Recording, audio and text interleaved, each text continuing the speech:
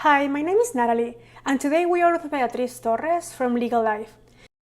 She has more than 15 years of experience as an attorney and notary in Mexico. Beatriz has a master's in fiscal and tax law and has closed more than 10,000 contracts related to real estate in Quintana Roo.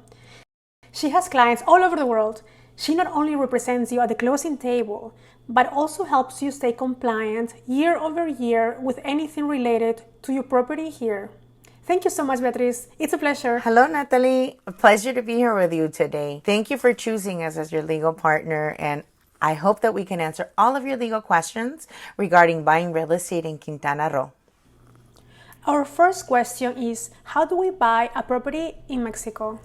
Well, first of all, Natalie, the client would have to pick a property. After that, we submit an offer letter to the owner. Once the offer is accepted, the attorneys move in and we review all the information and we make sure the property is in good standing and approved for an international buyer. Once we give the okay, we draw up the contract with the buyer and seller's terms and conditions of the purchase. That's when we give the earnest money in good faith. Our second question is, what are the legal steps that we need to follow to purchase a property in Mexico? Well, here in Quintana Roo, all international buyers only have two methods to obtain a property. First is through a Fideicomiso, and the second one is by forming a company or an LLC. Our third question is, what is a Fideicomiso and what is it for? A Fideicomiso is a trust. It's done through the bank and they represent you for the specific property. Bear in mind that this is not a mortgage.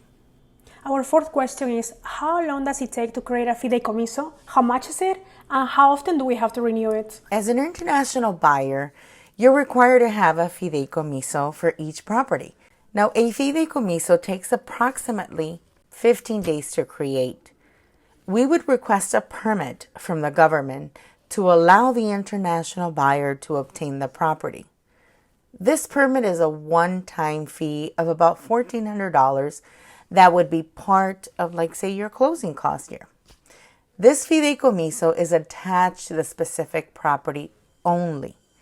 Once that's established, the annual fee is approximately $500 to about $600 per year. As we know, we all have to pay taxes. But what is the yearly property tax rate for properties in Mexico?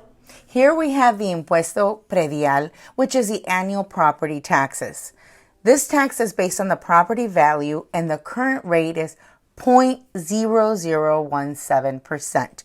For example, a home valued at $100,000, your property tax would be $170 per year.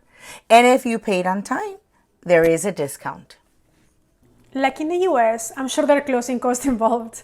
What are the attorney fees that we need to allocate to closing costs? On the buyer side, the rate for closing costs is 7% of the value of the property. Our last question is, what are the steps we can take to avoid being victims of fraud? First of all, do not give any money up front in order to see a property. Any escrow money should be paid only once an attorney has reviewed the documents and gives you the okay. Also, be careful of all the properties advertised online, which may have very attractive prices, but in reality, these properties may not exist or might be just from sketchy developers or contractors.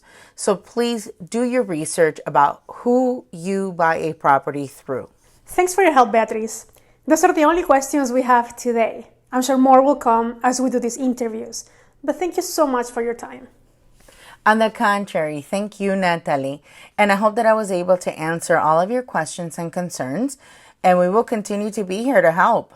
Please leave any additional questions or comments in the box below. I'm attorney Beatriz Torres, representing Legal Life. We have our offices in Tulum and Playa del Carmen, and it's my pleasure to assist you. Any further questions, contact us through Unicorn Properties website. Thank you.